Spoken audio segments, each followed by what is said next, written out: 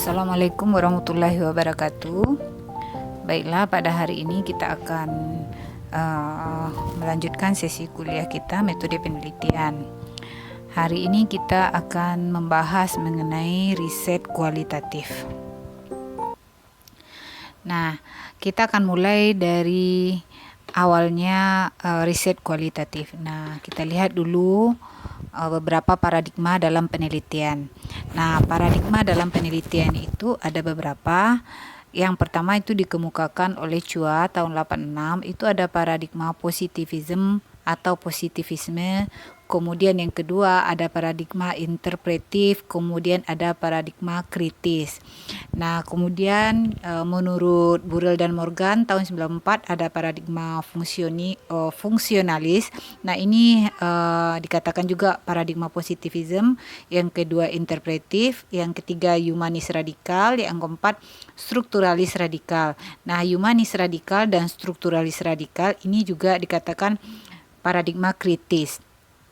Kemudian Sarantakos tahun 93 itu menambahkan satu paradigma yang dikemukakan oleh Chua dengan menambahkan paradigma postmodernis. Jadi paradigmanya ada 4. Yang pertama positivism, interpretif, kritis, dan postmodernis. Nah, postmodernis ini seperti paradigma pada akuntansi syariah, lingkungan, dan lain sebagainya. Nah, secara umum kelompok dari paradigma penelitian ini ada 2, yaitu positivism dan post-positivism. Nah, kita lihat yang pertama, paradigma positivism atau positivisme. Nah, positivisme itu kadang-kadang dirujuk juga sebagai metode ilmiah, didasarkan pada filsafat empirisme. Nah, ini dipelopori oleh Aristoteles dan kawan-kawannya.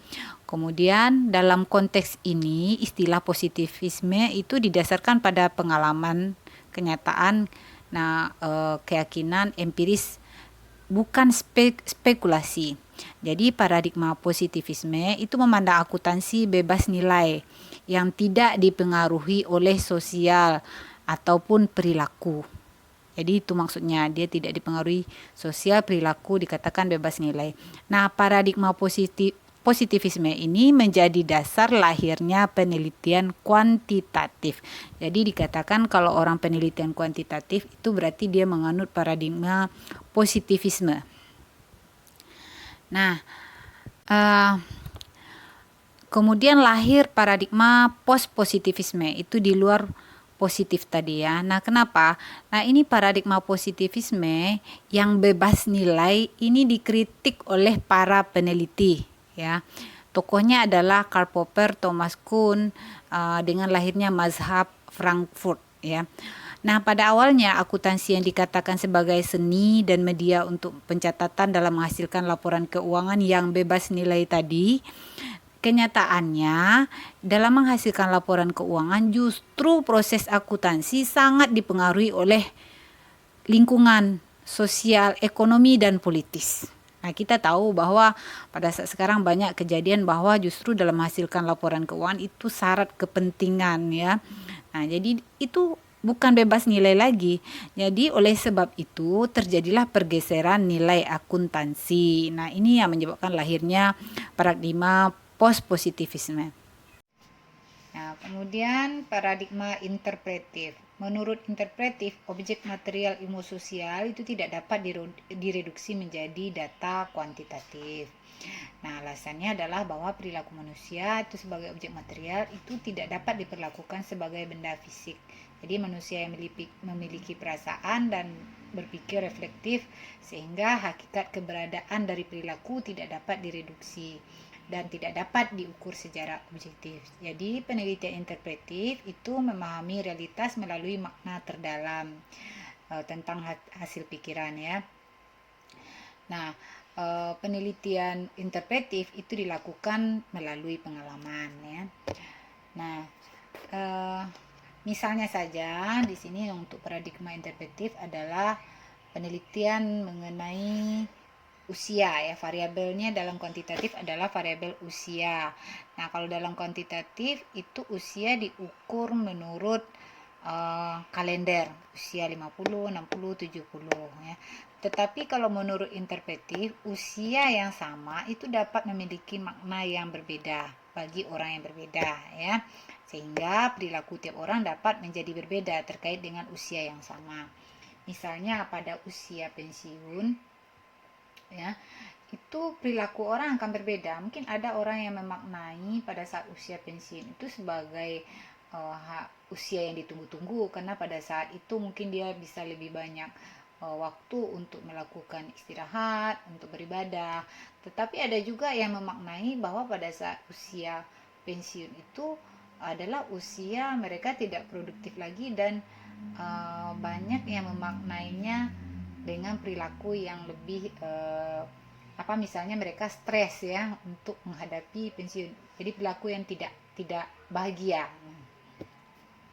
Nah, itu misalnya. Kemudian contoh lain pada penelitian akuntansi dan keuangan, interpretif memungkinkan untuk mengkaji perilaku pasar ya. Nah, kemudian budaya, politik, dan sosial. Jadi paradigma interpretif percaya bahwa tidak ada aturan-aturan yang benar-benar valid. Jadi tujuan paradigma ini untuk memahami secara alami, secara subjektif. Kemudian paradigma kritis. Paradigma kritis ini dikembangkan oleh mazhab Frankfurt. Dia mendefinisikan fenomena sosial sebagai suatu proses yang secara kritis berusaha mengungkap the real structure ya di balik ilusi. Nah, ini tujuannya membantu membentuk suatu kesadaran sosial agar memperbaiki dan merubah kondisi kehidupan manusia. Jadi realitas yang terbangun itu syarat kepentingan, dominasi, penindasan, ketidakadilan yang muncul dari interaksi sosial sekaligus atau bahkan dokumen dan laporan keuangan, sehingga ini perlu dilakukan analisis. Nah, riset yang menggunakan paradigma kritis itu memiliki ciri penggunaan bahasa yang kritis ya untuk menunjukkan adanya kegalauan atas realita yang ada. Nah, ini untuk paradigma kritis. Kemudian paradigma humanis radikal. Nah, ini termasuk pada jenis paradigma kritis ya. Paradigma humanis radikal itu ditandai dengan pandangan yang lebih subjektif, namun dengan orientasi ideologis ya. Nah, kemudian satu lagi paradigma strukturalis radikal juga termasuk kepada paradigma kritis. Nah, bedanya di sini dengan humanis radikal, paradigma ini sudah ditandai dengan sikap yang lebih objektif ya. Jadi dengan perhatian ideologis terhadap perubahan radikal dari kenyataan struktural. Nah, kemudian kita masuk yang riset kualitatif. Kalau tadi paradigma dalam penelitian ya, terus riset kualitatif ini termasuk kepada paradigma yang mana? Nah, kalau tadi yang paradigma positivisme itu dasar lahirnya paradigma dasar lahirnya penelitian kuantitatif ya. Kalau kualitatif berarti yang post tadi. Ya, terutama sekali di sini adalah yang interpretif. Nah, apa itu penelitian kualitatif ya? Kalau kita lihat dari definisi di sini ada beberapa ya. Saya jelaskan di sini. Penelitian kuantitatif itu merupakan penelitian untuk mengeksplorasi, memahami makna yang oleh sejumlah individu atau sekelompok orang dianggap berasal dari masalah sosial atau kemanusiaan. Ini Creswell ya. Nah, kemudian yang lainnya ada dari Sugiono. Penelitian kualitatif yaitu penelitian yang dipakai untuk menyelidiki, menemukan, menggambarkan, serta meningkatkan kualitas atau keistimewaan dari pengaruh sosial yang tidak mampu dijelaskan, diukur maupun digambarkan lewat pendekatan kuantitatif ya. Nah, modelnya bersifat humanistik, di mana manusia dalam penelitian ini ditempatkan sebagai subjek utama dalam suatu peristiwa sosial. Ya. Nah, ini selanjutnya. Nah, kapan kita menggunakan metode kualitatif? Nah, yang pertama, jika masalah penelitian belum jelas, kita tidak tahu masalah sebenarnya apa ya. Jadi kalau di dalam penelitian kualitatif, kalau kita awalnya buat rumusan masalah itu hanya untuk sementara, bisa jadi berubah nanti setelah kita melakukan penelitian. Nah, yang kedua, untuk memahami makna di balik data yang tampak. Kemudian yang ketiga, penggunaannya untuk memahami interaksi sosial. Kemudian selanjutnya untuk mengembangkan teori. Kemudian untuk memastikan kebenaran data, ya. Nah, karakteristiknya ini dikemukakan oleh Bognan dan Baekland dalam buku Sugiono. Nah, karakteristik metode penelitian kualitatif yang pertama dilakukan pada kondisi yang alamiah, ya. Jadi kondisi alamiah, bukan eksperimen. Kalau eksperimen itu kita lakukan ada perlakuan, ya. Nah, langsung ke sumber data dan peneliti adalah instrumen kunci. Ingat, peneliti adalah instrumen kuncinya. Jadi kita memang yang terjun langsung. Nah, kemudian karakteristik lainnya, penelitian kualitatif lebih bersifat deskriptif. Data yang terkumpul berbentuk kata-kata atau gambar sehingga tidak menekankan pada angka. Maksudnya angka itu bukan dijadikan kesimpulan dari penelitian, ya. Nah, bisa jadi kita memang menggunakan angka, tapi angka itu adalah untuk data pendukungnya. Penelitian kualitatif lebih menekankan pada proses daripada produk atau outcome-nya, ya, lebih utama prosesnya. Kemudian penelitian kualitatif melakukan analisis data secara induktif. Jadi analisis induktif itu berarti memang kita ambil data dulu. Jadi kesimpulannya berdasarkan data, bukan teori, ya. Nah, penelitian kualitatif lebih menekankan makna atau data di balik yang teramati. Tuh. Nah, jenis penelitian kualitatif. Nah, jenisnya ada yang pertama fenomenologi. Nah, kemudian etnografi, kemudian ada studi kasus, ada historis, ada grounded theory. Nah, kita lihat masing-masing jenis penelitian kualitatif ini. Jadi kalau kita melakukan penelitian kualitatif, ya paradigmanya bisa saja paradigma interpretif kita gunakan atau paradigma kritis, ya. Mengkritisi juga boleh. Kalau kemarin ada pertanyaan, boleh nggak mengkritisi? Boleh, ya. Nah, berarti paradigma interpretif. Nah, kemudian jenisnya yang mana? Fenologi kah, etnografi kah, kasus kah, historis kah, atau grounded kah? Ya, kita lihat masing-masing. Fenomenologi. Fenomenologi itu menjelaskan atau mengungkap makna konsep atau fenomena pengalaman yang didasari oleh kesadaran yang terjadi pada beberapa individu. Nah, jadi penelitian ini dilakukan dalam situasi yang alami, sehingga tidak ada batasan dalam memaknai atau memahami fenomena yang dikaji, ya. Nah, kita lihat contoh-contoh penelitian fenomenologi. Nah, ini banyak nih, ya. Ini contohnya di sini praktek penentuan harga jual berbasis Muramin. Nah, ini Muramin ini mungkin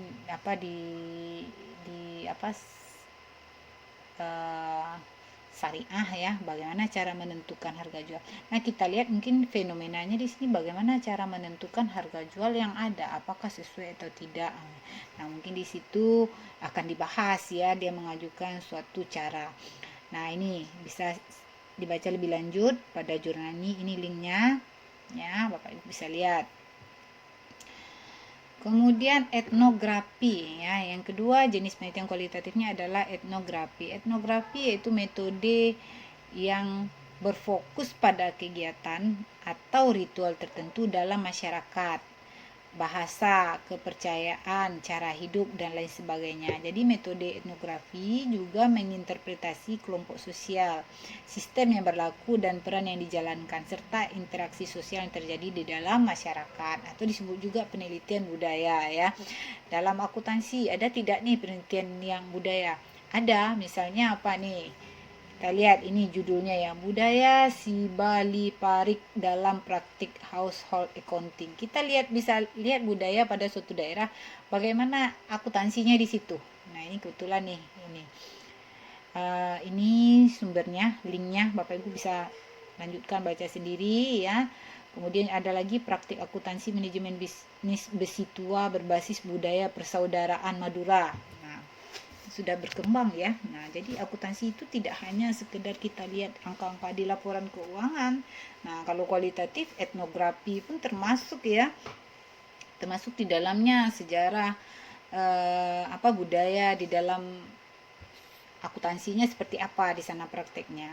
Akuntansi ketoprak, sebuah pendekatan etnografi masyarakat seni ketoprak. Nah, ketoprak pun ada akuntansi ya. Nah, nggak tahu kemarin tuh ada judul akuntansi tuyul juga ada. Nah, oke.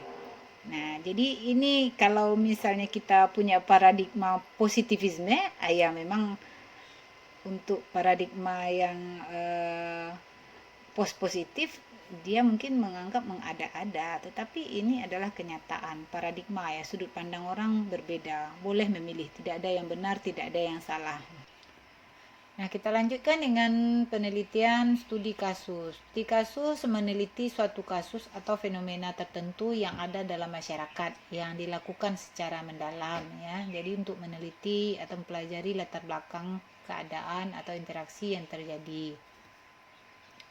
Nah, jadi studi kasus ini bukan dilakukan untuk menarik kesimpulan terhadap fenomena dari suatu populasi atau kumpulan tertentu. Jadi dia khusus untuk kejadian atau fenomena yang diteliti saja. Nah, kemudian studi kasus itu juga tidak harus meneliti satu orang atau satu individu, tapi juga bisa menggunakan beberapa orang ya.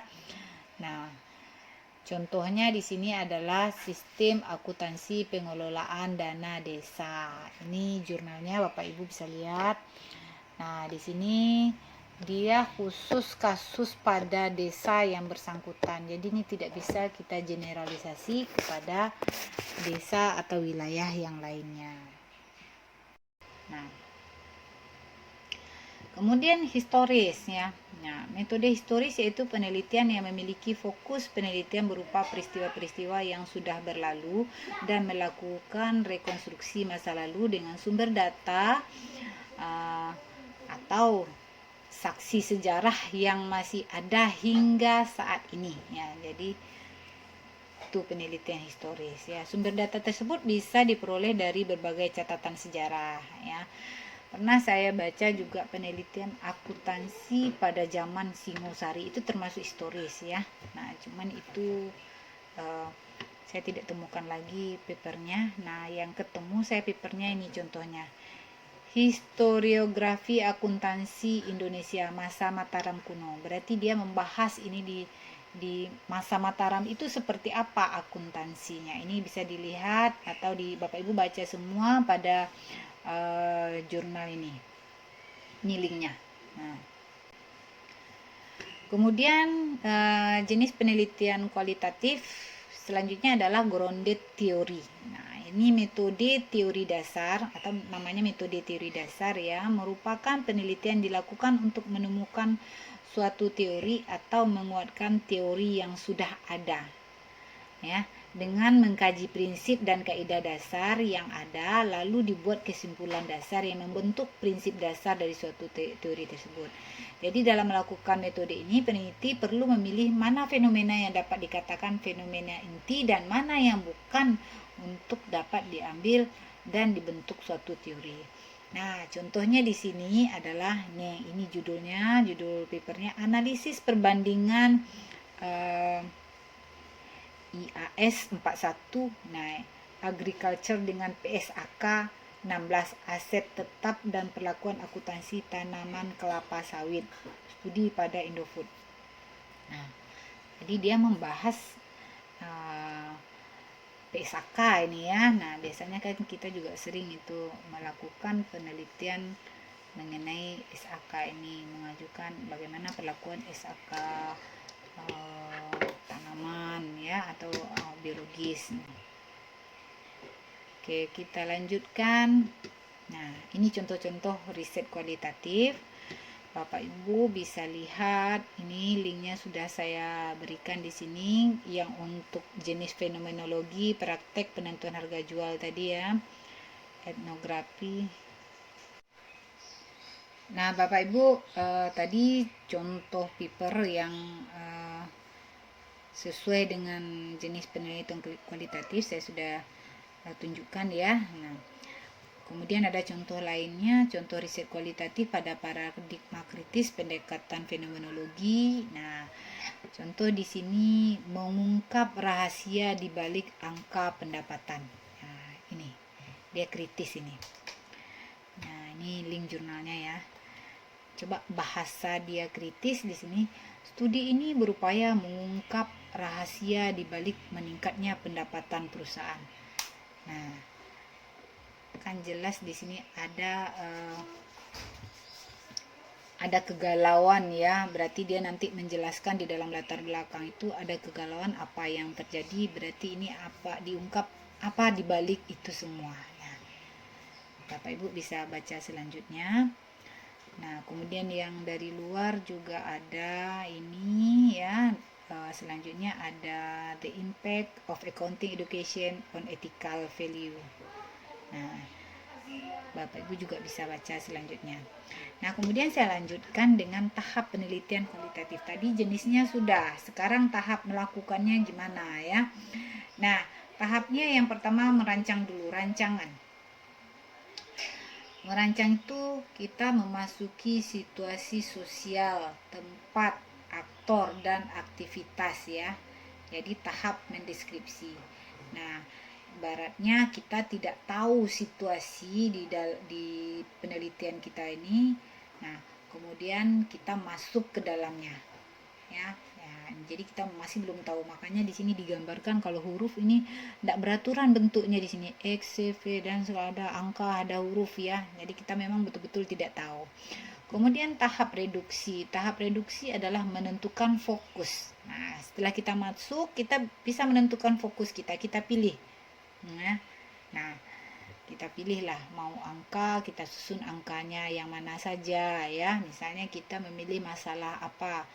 Masalah A ya, berarti kita menyusun yang A itu apa saja. Nah, ini contohnya di sini ya, urutan.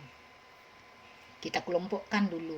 Nah, kemudian tahap selanjutnya adalah tahap seleksi. Tahap seleksi berarti mengurai fokus ya, mengkonstruksi makna dan menemukan hipotesis ya, menemukan hipotesis kalau kita menduganya, tapi bukan untuk kita uji kalau dalam kualitatif ya. Nah, ini contohnya kalau tadi dalam reduksi kita sudah menentukan fokus, nih angka misalnya fokus, nah kita di sini sudah menyusun angka itu mulai dari yang kecil sampai yang besar. Kalau dia huruf mulai dari A sampai Z ya. Nah, oke, jadi itu tahap penelitian kualitatif. Nah, tahap pengumpulan data. Nah, pengumpulan datanya bagaimana untuk penelitian kualitatif ini? Ada beberapa pengumpulan data, ada wawancara, ada observasi, ada dokumentasi, ada focus group discussion. Nah, wawancara. Nah, ingat kalau wawancara berarti ada alat-alat yang kita butuhkan, tape recorder, buku catatan, kamera ya. Wawancara itu ada wawancara terstruktur, semi terstruktur atau tidak terstruktur. Nah, kemudian observasi ya, observasi jenisnya ada partisipatif, ada observasi terus terang dan tersamar, atau observasi yang tidak terstruktur ya. Nah, Bapak Ibu bisa baca sendiri yang ini. Nah, tahapnya, tahap untuk observasi tadi, tahap deskriptif, tahap reduksi, seleksi ya, sama dengan yang tahap penelitian tadi. Sebenarnya tahapnya itu sudah masuk memang ke dalam tahap observasi ya. Jadi pada saat observasi awal memang kita tidak tahu situasi, kita masuk ke dalam wilayah penelitian kita. Nah, kemudian dokumentasi ya, pengumpulan data selanjutnya adalah dokumentasi. Dokumentasi itu merupakan catatan peristiwa yang sudah berlalu. Dokumen bisa berbentuk tulisan, gambar, atau karya-karya monumental dari seseorang. Jadi misalnya kalau untuk tulisan, bisa catatan harian ya, bisa sejarah kehidupan ya, geografi, peraturan atau kebijakan ya. Nah, atau kalau kita di akuntansi mungkin ditambah dengan adanya laporan keuangan ya. Dokumen yang berbentuk gambar misalnya foto, gambar hidup, sketsa dan lain-lain. Yang karya misalnya karya seni ya dan lainnya. Kemudian fokus group discussion. Fokus group discussion adalah teknik pengumpulan data yang umumnya dilakukan pada penelitian kualitatif yang tujuannya menemukan makna sebuah tema menurut pemahaman sebuah kelompok ya. Jadi dimaksudkan untuk menghindari pemaknaan yang salah dari peneliti ya. Jadi kita bisa kumpulkan para ahli di bidang yang kita teliti, siapa orangnya, kita kumpulkan beberapa orang, kemudian kita lakukan diskusi. Nah, kemudian yang tidak kalah penting dalam penelitian kualitatif adalah triangulasi. Nah, triangulasi itu menggabungkan beberapa teknik pengumpulan data. Ya, gunanya apa? Untuk menjamin keakuratan data. Apakah betul data yang kita kumpulkan itu akurat atau tidak? Makanya tidak bisa kita menggunakan satu teknik saja. Ya, triangulasi itu ada dua, triangulasi teknik. Ya, misalnya tekniknya observasi, wawancara, dokumentasi. Paling tidak dia ada 3. Biasanya kata para ahli itu triangulasi itu paling tidak 3 cara ya. Nah, kemudian ada triangulasi sumber. Ya, sumbernya juga paling tidak dari 3 sumber. Ya, kalau kita wawancara sumbernya juga 3. Ya, observasi ada 3 hal juga yang kita observasi. Nah, kalau dokumentasinya juga paling tidak 3. Jadi itu triangulasi sumber. Ya. Nah, misalnya sumber data bisa jadi manajer, bisa jadi rekan, bisa jadi staf. Kalau pengumpulan ini tadi wawancara, observasi, dokumentasi. Waktu pengumpulan data juga mesti berbeda ya. Hari Senin kah, Selasa atau hari Rabu. Nah, ini untuk menjamin data kita akurat. Dokumentasi. Waktu pengumpulan data juga mesti berbeda ya. Hari Senin kah, Selasa atau hari Rabu. Nah, ini untuk menjamin data kita akurat ya. Nah, ini waktu observasi kita bisa pilih ya, harinya berbeda. Nah, jangka waktu penelitian, berapa lama kita melakukan penelitian kualitatif ya, itu beragam ya. Bisa jadi cukup lama karena tujuan penelitian kualitatif adalah bersifat penemuan. Jadi bukan sekedar untuk membuktikan hipotesis ya, seperti dalam penelitian kuantitatif. Kemungkinan jangka waktunya bisa juga berlangsung dalam jangka waktu pendek jika kita telah menemukan sesuatu dan datanya sudah jenuh. Artinya kita lakukan misalnya wawancara si A berpendapat A, si B kita wawancara pendapatnya juga mengenai yang sama, si C juga mengenai yang sama ya. Nah, ya, ibarat mencari provokator atau mengurai masalah atau memahami makna. Kalau semua itu dapat ditemukan dalam satu minggu dan telah diuji kredibilitasnya, maka penelitian kualitatif dinyatakan selesai. Sehingga waktu memerlukan tidak memerlukan waktu yang lama ya. Nah, ya, jadi ini contoh masalah ya. Banyak masalah dalam penelitian, kemudian memasuki lapangan. Nah, kemudian masalah ini bisa berkembang ya. Masalah itu bisa masalah yang sama atau masalahnya bisa berkembang atau masalahnya malah diganti. Jadi ini kemungkinan masalah di dalam penelitian.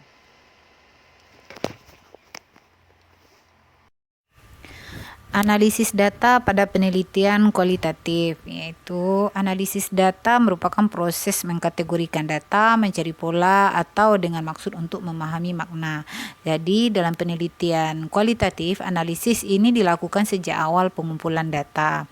Tahap-tahapnya adalah yang pertama mereduksi data. Mereduksi data ini maksudnya pemilihan tentang relevan tidaknya antara data dengan tujuan. Sebenarnya ini hampir sama dengan tahap kita melakukan observasi ya, karena pada saat pengumpulan data salah satunya observasi itu adalah tahap kita mulai mereduksi data. Jadi kita mengumpulkan informasi yang relevan dan mana yang tidak, kemudian kita ringkas dengan penelitian. Kemudian dilakukan display data tahap selanjutnya, yaitu memberikan gambaran keseluruhan atau bagian tertentu dari gambaran keseluruhan. Jadi pada tahap ini kita mengklasifikasikan, menyajikan data sesuai dengan pokok permasalahan. Kemudian dilakukan pengkodean dari sub pokok permasalahan ya. Nah, kemudian juga kita akan membuat matrik ya. Matrik ini berguna untuk melihat hubungan antara data.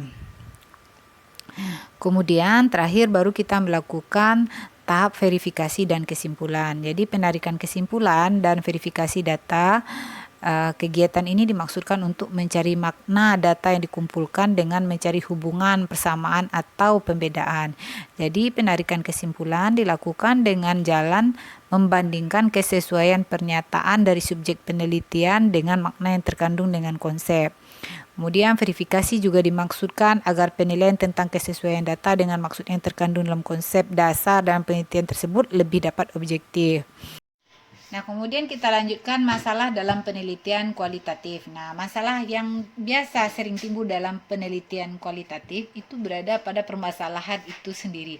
Masalah yang kita teliti ya. Awal kita mengajukan masalah dalam penelitian kualitatif itu ada beberapa masalah. Tetapi ketika kita telah meneliti, memasuki lapangan, mungkin masalah yang kita ajukan itu bisa tetap ada atau masalahnya bisa berkembang atau malah diganti. Jadi kemungkinan nanti kalau Bapak Ibu menulis proposal untuk penelitian kualitatif ya, masalahnya bisa berubah, proposalnya bisa berubah ya. Jadi ini biasa di dalam penelitian kualitatif. Karena kita peneliti tidak tahu masalah yang sebenarnya itu apa yang terjadi. Jadi kita tahu setelah kita masuk ke lapangan. Jadi yang penting di awal itu kita menggambarkan atau menguraikan di latar belakang itu kalau dia fenomena apa yang terjadi, kalau dia kritis berarti kegalauan apa yang ada di dalam masyarakat ya. Nah, perbedaan penelitian kuantitatif dan kualitatif ya kemarin juga kita sudah bahas sedikit. Nah, yang pertama kalau kita lihat dari segi konsep ya, untuk kualitatif ini menekankan pada makna penalaran, definisi suatu situasi ya. Nah, kalau kuantitatif itu mementingkan adanya variabel-variabel sebagai objek penelitian ya. Kalau kualitatif dasar teori sebagai pijakan ialah adanya interaksi simbolik dari suatu gejala dengan gejala lain yang ditafsir berdasarkan pada budaya yang bersangkutan. Yaitu dengan cara mencari makna sematis universal dan gejala yang sedang diteliti. Nah, kalau untuk pendekatan kuantitatif, pendekatan ini berpijak pada apa yang disebut dengan fungsionalisme struktural, realisme, positivisme, behaviorisme, dan empirisme. Ya. Nah, jadi ini dasar teori yang kita gunakan. Tujuannya kalau untuk kualitatif, untuk penelitian yang menggunakan pendekatan mengembangkan pengertian konsep yang pada akhirnya menjadi teori. Bisa kemudian disebut dengan grounded teori. Nah, sebaliknya kalau pendekatan kuantitatif bertujuan untuk menguji teori. Nah, ini terbalik ya. Nah, kuantitatif menguji teori, kalau kualitatif menemukan teori. Desain kalau untuk kualitatif bersifat umum dan berubah-ubah, berkembang sesuai dengan situasi. Kalau untuk kuantitatif, desain harus terstruktur, baku, formal, dirancang semata mungkin. Jadi dari awal sudah tahu kita desainnya seperti apa. Untuk data kualitatif, datanya bersifat deskriptif, maksudnya data dapat berupa gejala yang dikategorikan ataupun dalam bentuk lainnya seperti foto, dokumen, catatan-catatan ya. Kalau kuantitatif, data bersifat kuantitatif atau angka-angka statistik ataupun coding ya, yang dapat dikuantifikasi. Semuanya bisa kita kuantifikasikan. Kalaupun ada pendapat, tapi pendapat itu nanti kita kuantifikasikan kembali. Sampel ya, kalau kualitatif ini kecil ya. Nah, istilahnya bukan sampel sebenarnya di dalam penelitian kualitatif ya. Nah, kalau kita misalnya mewawancara ya informannya. Nah, tidak terlalu banyak, tapi kalau dalam penelitian kuantitatif ini besar ya. Nah, sampelnya besar. karena aturan statistik. Kemudian tekniknya untuk kuantitatif tuh teknik observasi atau dengan melakukan wawancara ya. Nah, kemudian untuk kuantitatif teknik dipakai berbentuk observasinya terstruktur. Kemudian survei juga bisa ya, atau eksperimen kan. Kemudian untuk hubungan dengan yang diteliti, peneliti tidak mengambil jarak kalau kualitatif, sementara untuk kuantitatif peneliti mengambil jarak dengan yang diteliti. Nah, maksudnya tidak mengambil jarak, ini penelitinya memang bisa terjun langsung ke objek yang kita teliti. Seperti penelitian budaya, nah kita kadang-kadang harus berada pada wilayah misalnya suku, kita meneliti budaya pada suku tertentu, memang kita harus berada di situ untuk mengetahui bagaimana kehidupan sosialnya. Nah, kemudian analisis data untuk kualitatif itu bersifat induktif dan berkelanjutan yang tujuan akhirnya menghasilkan pengertian, konsep, dan pembangunan suatu teori baru. Untuk kuantitatif itu bersifat deduktif, ya, uji empiris. Jadi deduktif itu maksudnya kita menguji mulai dari teori. Jadi kesimpulan itu dari teori kita ujikan baru dapat kesimpulan. Berbeda dengan induktif yang kualitatif itu mulai dari data dulu menghasilkan teori ya. Nah, kemudian kita lanjutkan dengan penyusunan proposal penelitian ya. Proposal penelitian, ya, mulai dari latar belakang, apa yang harus kita uraikanlah konteks riset kita. Apa saja, yaitu menjawab pertanyaan mengapa riset atau fenomena permasalahan akuntansi ini kita lakukan. Nah, kemudian kita menjelaskan informasi awal atas suatu fenomena akuntansi yang bersumber dari pengamatan, percakapan intens dengan orang-orang tertentu, atau pelaku suatu tindakan sosial dari jurnal, media massa, atau laporan riset ya. Jadi ini harus jelas ya. Nah, menjelaskan informasi awal atas suatu fenomena akuntansi ini. Ini harus ada. Nah, kemudian setelah kita jelaskan tadi, kita jelaskan juga keunikan riset dan posisi riset kita di antara riset yang sudah ada. Nah, ini gunanya sebagai dasar penentuan fokus dari riset kita. Fokus kita apa? Jadi kita berbeda dengan orang. Nah, fokus riset itu beberapa. Nah, fokus riset merupakan orientasi khusus peneliti atas kompleksitas suatu fenomena akuntansi atau problematika kehidupan manusia ya. Misalnya akuntan yang kita teliti ya, jadi kita meneliti akuntan misalnya, jadi itu harus kita jelaskan. Jadi fokus riset ini juga didahului dengan studi kepustakaan. Nah, kemudian belum merumuskan masalah, karena permasalahan sesungguhnya dapat ditemukan ketika peneliti sudah memasuki lapangan dan terlibat dalam komunitas sosial yang diteliti ya. Nanti disajikan dalam laporan penelitian. Kadang-kadang ada juga yang membuat rumusan masalah ini di dalam proposal, tapi kemungkinan rumusan masalah yang sebenarnya ini akan berubah. Nah ya, jadi bisa kita buat juga di proposal, tapi bukan masalah yang sebenarnya, bukan rumusan masalah yang sebenarnya ya. Jadi bisa jadi berubah. Contoh fokus riset, upaya mendapatkan pemahaman praktik etika yang berlangsung di suatu kantor akuntan. Nah, ini contoh fokus risetnya adalah upaya mendapatkan pemahaman praktik etika ya. Oke. Nah, contoh rumusan masalah dalam penelitian kualitatif, bagaimanakah etika dikonseptualisasikan dan dipraktikkan oleh akuntan? Bagaimanakah interaksi berlangsung antara individu dalam organisasi? Bagaimanakah dimensi individu akuntan menumbuhkan suatu praksis etika? Nah, jadi diawali dengan bagaimana ya. Ruang lingkup riset. Nah, ruang lingkup sebaiknya dibatasi pada aspek tertentu dari sebuah fenomena akuntansi atau kehidupan sosial akuntan ya. Yang perlu dipertimbangkan maksud dan perhatian peneliti, bahan yang ada mengenai suatu masalah atau fenomena, kemudian pengalaman riset sebelumnya. Nah, kemudian ketersediaan dana itu harus jadi pertimbangan dalam penelitian. Nah, tujuan riset. Nah, bagaimana menulis tujuan riset ini tergantung kepada paradigma penelitian kita. Kalau kita misalnya tujuannya paradigma interpretif, biasanya diawali dengan memahami suatu fenomena sosial, memahami ya. Nah, tujuannya untuk memahami ya. Kalau kritis memang kita buat dalam tujuannya mengkritik suatu fenomena misalnya ya. Bisa jadi memang studi kita fenomena, tapi bisa jadi dia interpretif, bisa jadi kritis ya. Nah, kalau postmodernisasi bisa jadi mendekonstruksi atau menata ulang bangunan sosial budaya ya. Jadi tujuan ini perlu dinyatakan secara jelas, secara tegas dan eksplisit ya.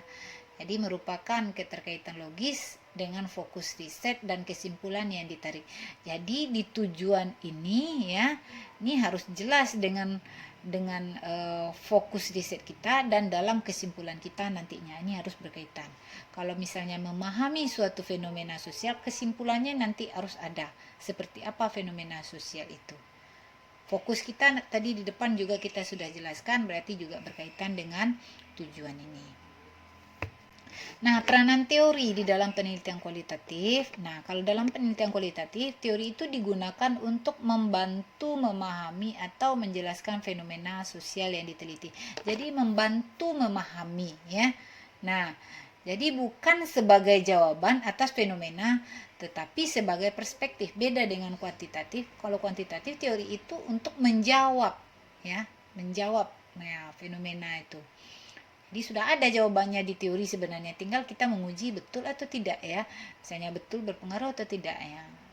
Teori itu memang terbukti atau tidak. Kalau untuk di kualitatif memahami ya. Kemudian pemilihan dan penggunaannya harus luwes sesuai dengan konteks lapangan teori ya. Jadi bersifat pasif dan tidak mengintervensi realitas alamiah atau fenomena sosial. Makanya di dalam penelitian kualitatif itu teorinya juga ada, tetapi tujuannya bukan untuk menjawab permasalahan, tetapi membantu memahami. Kalaupun di dalam latar belakang kita mengungkapkan ada teori, yaitu tujuannya adalah memahami dan menjelaskan fenomena itu tadi. Nah, oke, ini referensinya bisa Bapak Ibu lihat.